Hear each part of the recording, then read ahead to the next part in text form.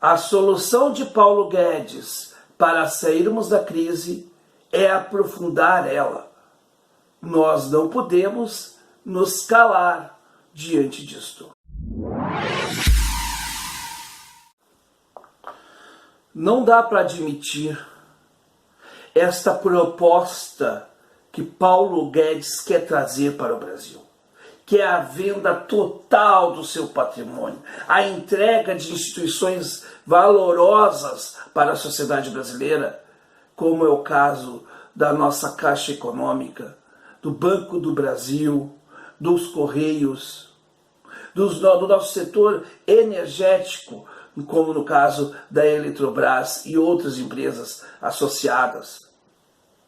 Porque isto é a perda do nosso sentido de soberania nacional. Simples assim, meus caros. Simples assim. Nós estamos entregando os nossos destinos para empresas, sabe-se lá que empresas. E nós temos que fazer esse debate. Vejam bem, meus caros, esse vídeo aqui é um vídeo que eu estou fazendo a pedido do camarada Theo, lá de Curitiba. Ele é da Juventude Socialista do PDT.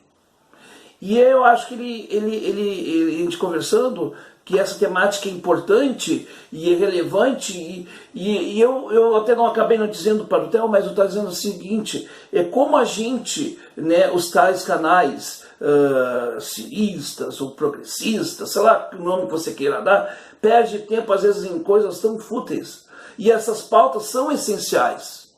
Esta aqui é uma pauta essencial. É uma pauta fundamental para que a gente possa discutir o desenvolvimento do Brasil.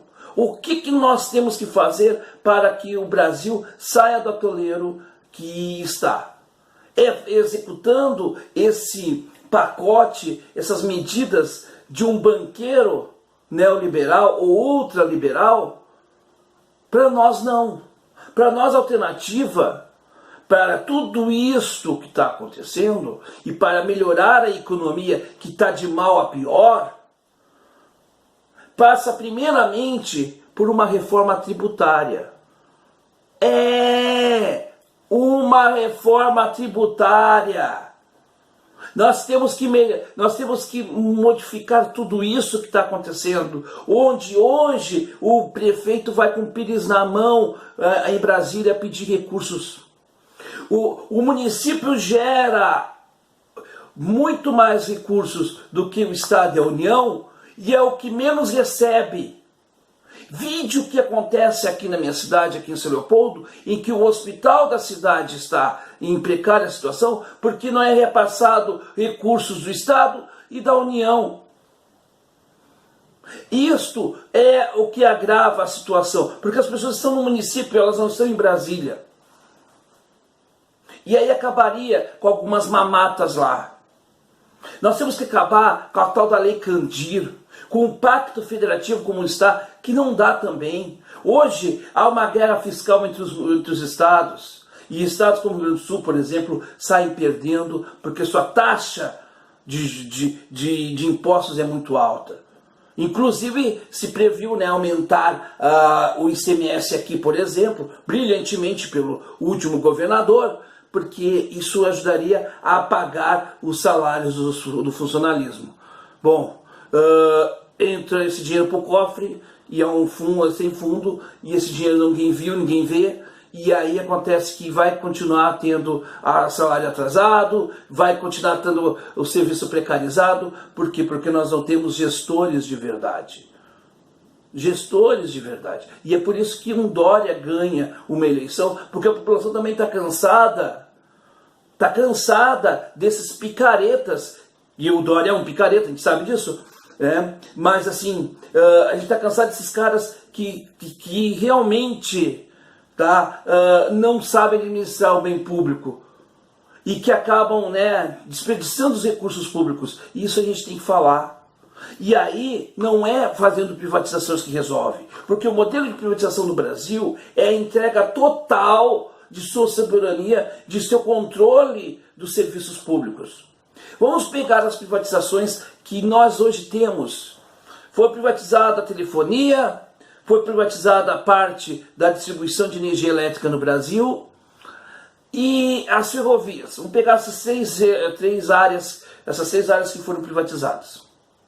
As ferrovias praticamente não existem no Brasil e o que poderia salvar as ferrovias, que é a Ferrovia Norte-Sul, o governo gastou milhões, bilhões e vendeu a preço de banana, né, a concessão para empresas privadas. É uma vergonha, né, que seria a Ferrovia Norte-Sul. Acabaram com a rede ferroviária federal e o que tinha do restante da rede ferroviária é restos, né? A nossa malha ferroviária é ridícula hoje. Pega o sistema de telefonia, nós temos hoje muito mais telefones, smartphones e tudo mais, mas a questão é o seguinte: o que adianta a gente ter muito e o serviço ser ruim? Porque em muitos lugares, dependendo da operadora, você não consegue ter sinal. Isso é muito bom. Aí tu liga para a Anatel para reclamar, a Anatel é uma agência ineficiente, a ANEEL é também outra agência ineficiente, e todas as agências regulamentadoras, elas são chapas brancas, praticamente estão a serviço das empresas que prestam serviço à população, e a população fica refém dessa gente. O serviço de transporte público, que na sua maioria é privado, ele também é ruim e também não tem fiscalização. O problema no Brasil é que se passa para a iniciativa privada e ela própria fiscaliza. Eu vou dar um exemplo de uma coisa que aconteceu aqui no Rio Grande do Sul. O ex-dono, que já faleceu, dono da empresa chamada Expresso Palmares, aqui no Rio Grande do Sul, ele era diretor de fiscalização do setor de fiscalização de ônibus do Departamento Autônomo de Estradas e Rodagem. É verdade, ou seja, ele tinha uma empresa de ônibus e ele fiscalizava o setor. Eu não estou dizendo que ele era desonesto ou que ele era ruim, pode até ser um bom gestor, mas o mínimo na questão ética é meio complicado. Como é que eu vou fiscalizar o meu próprio trabalho? É isso que acontece, são essas distorções que acontecem e nós não podemos ficar calados. Ficar calados perante a isso é um absurdo. E outra questão muito importante, eu não quero me estender muito, mas eu quero dizer para você o seguinte: assine aqui a petição online, pelo menos a gente começar a fazer uma pressão, né, e fazer essa discussão nos grupos de WhatsApp, nos grupos de Facebook e Telegram. Muita gente fica fazendo discussões fúteis de coisas que não nos levam a lugar algum. Essa discussão é importante se nós defendemos um projeto nacional de desenvolvimento, né? Se nós defendemos isso, esse tipo de assunto é essencial. Tem que estar na prioridade 1, 2 ou 3. E não lá atrás, como muitas vezes a gente vê no contexto geral da coisa. Tá, pessoal? Então, assim, participe aqui da petição online. Se você gosta do nosso canal aqui, se você curte o nosso conteúdo, tá? Inscreva-se no canal, dê o like, deixe o seu like, e se você quiser ajudar a manutenção desse trabalho, tá? Você pode nos ajudar aqui no Apoia-se ou também fazer um depósito bancário voluntariamente na conta que eu vou deixar aqui também na descrição.